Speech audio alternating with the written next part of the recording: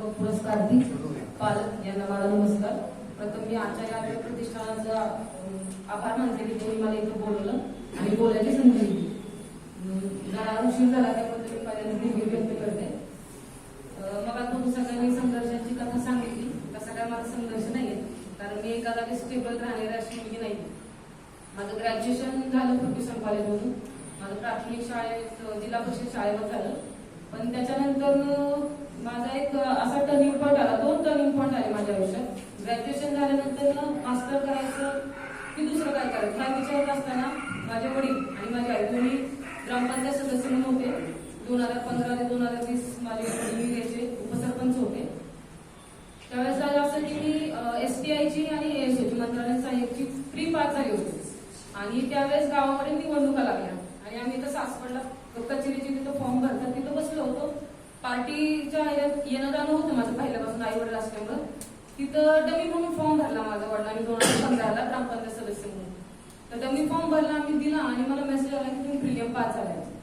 आता as a student म्हणून मला असं डोक्यात नव्हतं की आपण MPSC करावं. पण मला जर प्रिलियम पास झाली मेन्सची तयारी करायला पुण्याला मुंबईला कुठे जाऊया. पण मग तिकडं एक सर होते तहसीलदार सर, त्यांना भेटलो, मार्गदर्शन घेतलं आणि मी संध्याकाळी फॉर्म भरून इलेक्शनचं घरी आले. बॅग पॅक केली, म्हटलं आता आपण फक्त MPSC करूयात, मेन्स वगैरे दिले आणि काढून त्याच्यात पोस्ट. संध्याकाळी सगळे पार्टीतले लोक आले घरी.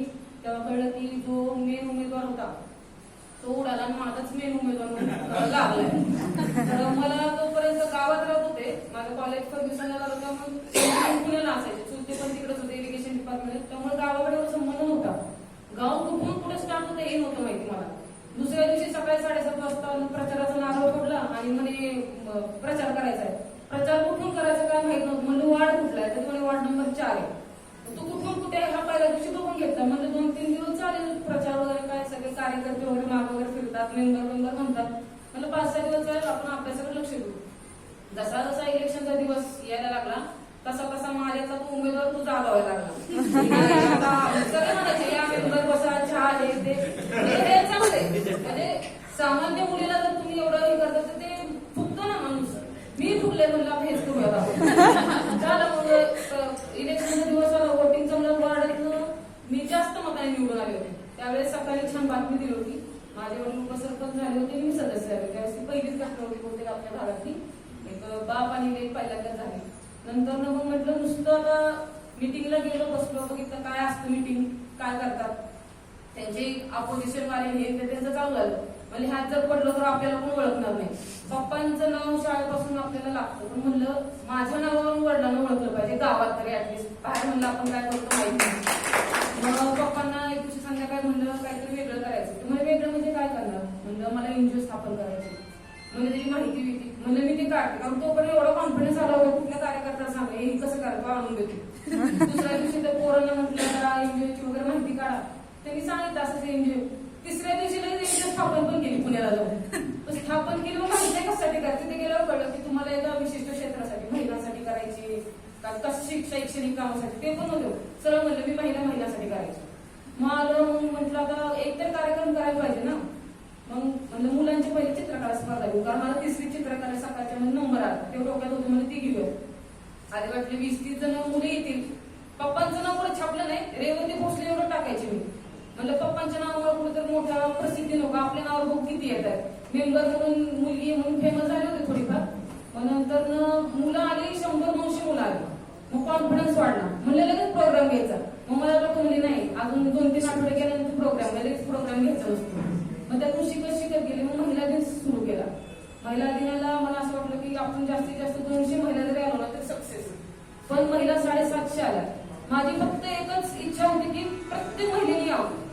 पण तिथं अनुभव असा आला की महिला पुढेही बसत नव्हत्या. अशा चेअर लावल्या होत्या. सगळ्या महिला मागे बसल्या. पुढचे 3 रोज ना ते रिकाम्या होत्या. तेव्हा माझ्या लक्षात आलं की फक्त ग्रामपंचायत सदस्य म्हणून काम करायला अर्थच नाही.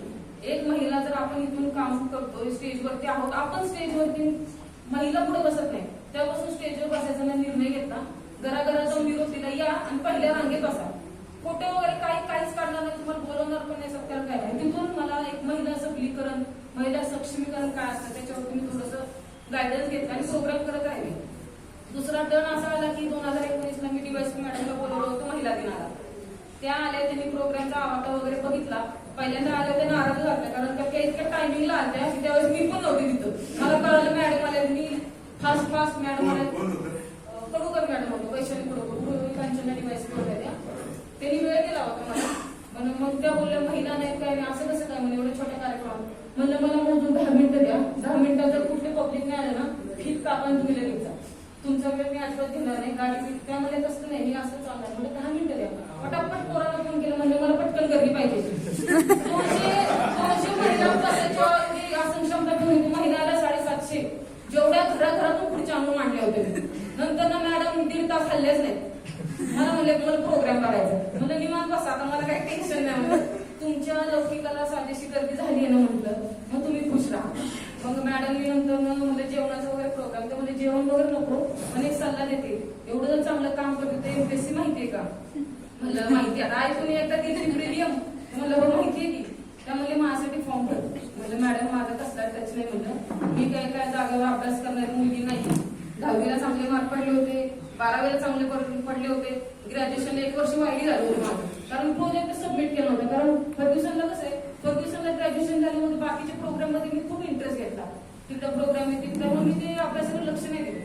त्यांना म्हणलं त्याच्यामुळे मी एवढा अभ्यास नाही कारण इथं आता सगळ्यांनी सांगितलं की 4 वर्ष अभ्यास केलाय. म्हणजे तेवढं एका गोष्टीवर मला जमणार नाही. मग नंतर त्या बोलल्या नाही भर. मग 2021 ला एवढे मोठे माणूस सांगतो भरला फॉर्म भरल्यानंतर मी परत माझ्या प्रोग्रामकडे वळले कारण अजून 1 वर्ष बाकी होतं माझं सदस्य सरकायचं. नंतर प्रिलियम पास झाल्याचा मेसेज आला. नंतर मित्राला सांगितलं, मित्राने फोन केला 5 जुलै 2019 ला मेसेज आला की एमपीएससी. म्हणलं आलाय. तो म्हणे की मेन्सचा मेसेज असतो, ते फॉर्म भरायचा असतो. म्हणलं मग तूच भर. आयडी पासवर्ड म्हणजे मला नाही मिळालं, तू भर. त्याने फॉर्म भरला. 8 जुलैला मला पुस्तक आली.